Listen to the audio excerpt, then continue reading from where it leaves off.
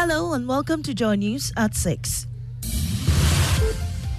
The news is live on Joy 99.7 and hits 103.9 FM in Accra, in Kumasi on Love 99.5 FM and over 30 affiliates across Ghana's 16 regions, including Jubilee Radio, Sun City Radio Keta, Saboba Radio Saboba and A1 Radio Bolgatanga. Get radio and TV online content on the myjoyonline.com interactive app for Android and iOS devices. Coming up, a non-starter, inconsistent and full of emotions, the view of the Center for Democratic Development as it steps up its opposition to the anti-gay bill before Parliament. It's inconsistent, it's confusing, it rides on emotions for a bill that seeks to basically imprison people for their sexual preferences.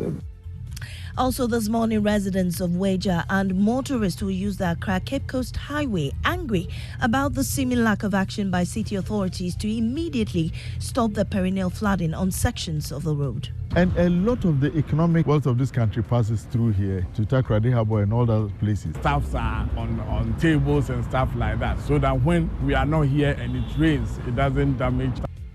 We also have an update on the flash floods which devastated the Volta Regional Capital Hall over the weekend in business. Interest rates surged to nearly 30% as government records 31% oversubscription of treasury bills to the tune of about 2.06 billion cedis. Details on the Joy Business Report.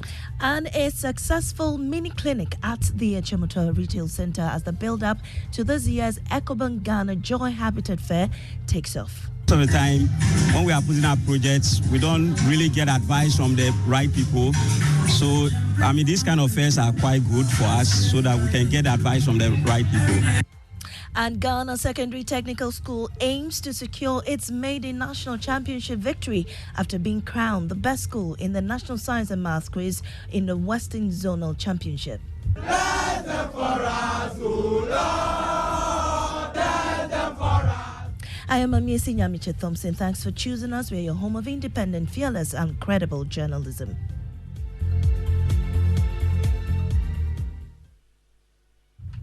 Now the details. Persons and institutions opposed to the passage of the Promotion of Proper Human Sexual Rights and Ghanaian Family Values Bill are raising concerns about the bill in its current form. This is in spite of proposals for amendments to be made to cure human rights violations concerns. Now the Constitutional, Legal and Parliamentary Affairs Committee of Parliament presented a report that has been adopted by the House for further consideration, even though 3 legal actions, including an injunction suit, have been filed against the process. Director of Advocacy at the CDD, Dr. Kojo Pumpuni Asante, who spoke on the probe on the Joy News channel last night, says the bill sets the stage for massive human rights violations if passed in its current form. This whole bill is a non-starter. It has been a non-starter for some of us, right from the beginning. Even the way the problem is presented is inconsistent, it's confusing, it rides on emotions. For a bill that seeks to basically imprison people for their sexual preferences and so on. Right from that start, it then cascades into all manner of violations of the Constitution because the proponents of the bill are so committed to, in a way, let this behavior disappear from society by just imprisoning people, and somehow all those problems would have been solved. Also, ranking member of the Constitutional, Legal and Parliamentary Affairs Committee, Bernard Ahiafo, said the committee incorporated majority views into the final work. Then after consideration, if there is the need for a bill to be taken through a second consideration, before the motion for a third reading, a member will rise to arrest the motion for third reading and then seek the leave of the Speaker to take the bill through the second consideration. Then after the entire consideration of the bill, it then moves to a third reading stage and then it is passed. Then as soon as the bill is passed, it's then given to the President for the royal assent. The President has 7 days within which to assent to the bill, and if the President decides not to assent to the bill, then he has 14 days to let the bill come back to Parliament with explanation. The stage that we are now, the Business Committee will have to program the bill for a consideration. You heard Ranking Member on the Constitutional, Legal and Parliamentary Affairs Committee, Bernard Ahiafo. Now to our floods of trauma series. Residents of Weja and motorists who use the Accra-Takoradi Highway are angry about the seeming lack of action by city authorities to immediately stop the perennial flooding of sections of the road. Anytime it rains, part of the major highway which links Cape Coast, Takoradi and neighboring Cote d'Ivoire become unmotorable, and it is covered with rainwater and sand washed down from the hills in the area. Maxwell Lokbaba has the latest in our Floods of Trauma series. It is just minutes after torrential rains here in the Greater Accra region. The usual chaotic scene is back. The issue is a big one, but as I'm saying, I have now met a concerned resident, Nana Kwesi Jana Pentin. He's always on the edge anytime he's not at home, and there are signs of rain. This road that we are talking about serves as the entry point to Central Region, of course, to the Western Region, and of course to Cote d'Ivoire and beyond. And a lot of the economic wealth of this country passes through here to Takoradi Harbour and all those places. But also remember tourism, and you do that and still people can't have access and go there. If we don't do anything about it, there will be a complete cut off. Nana is not the only person concerned about the situation. Stephen Odom's pharmacy is very close to the highway and says the flooding of the area is an age-old problem. Make sure that our staffs are on tables and stuff like that, so that when we are not here and it rains, it doesn't damage stuff. Municipal roads engineer for the Gassaut Municipal Assembly, Daniel Sowa, says the perennial flooding and dumping of silt on the Weja-Tala section and the area close to the Weja toll booth go beyond the assembly, and that the municipal assembly cannot be blamed. But you realize that the situation is so big that it goes beyond the assembly. The assembly doesn't have the resources to get those works done.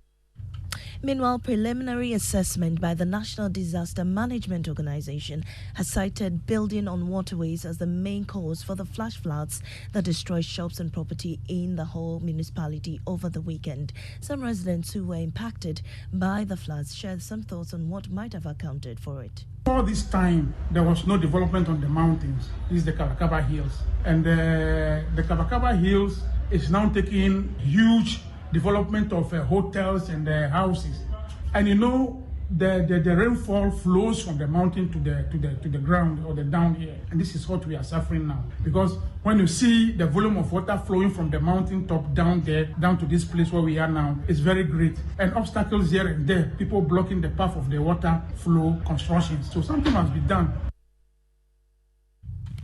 Meanwhile, the local assembly blames the flooding on the overflow of bridges in the central business district of the municipality. NADMO agrees. Here is its Volta Regional Director, Ivy Malpomo. The actual number of people that have been affected. As to the causes, as the Chief Executive said, we realized that some people have some structures on waterways, and it is the duty of the assembly to make sure that those structures are pulled down. Now, patrons of the EcoBank Joy News Habitat Fair have expressed their gratitude for the amazing discounts enjoyed at the first clinic at the Echimoto Mall.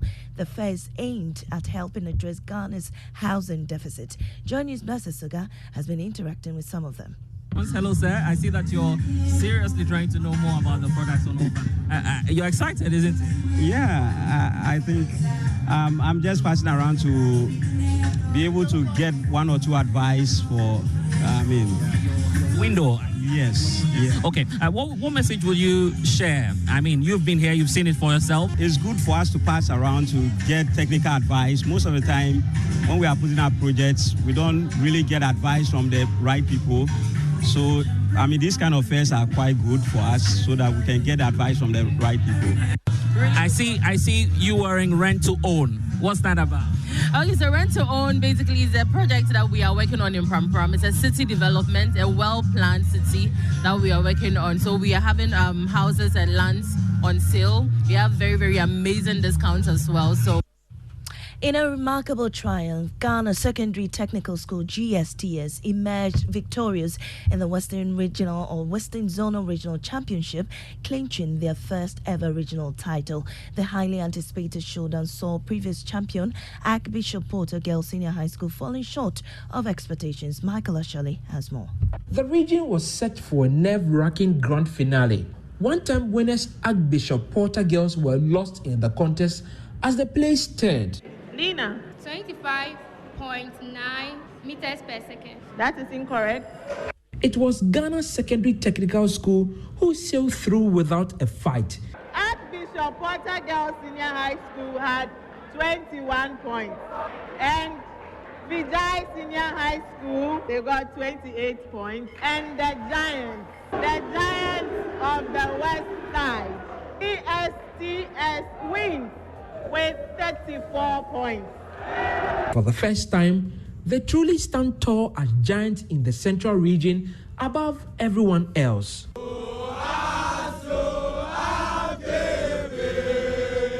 What should we expect from GSTS?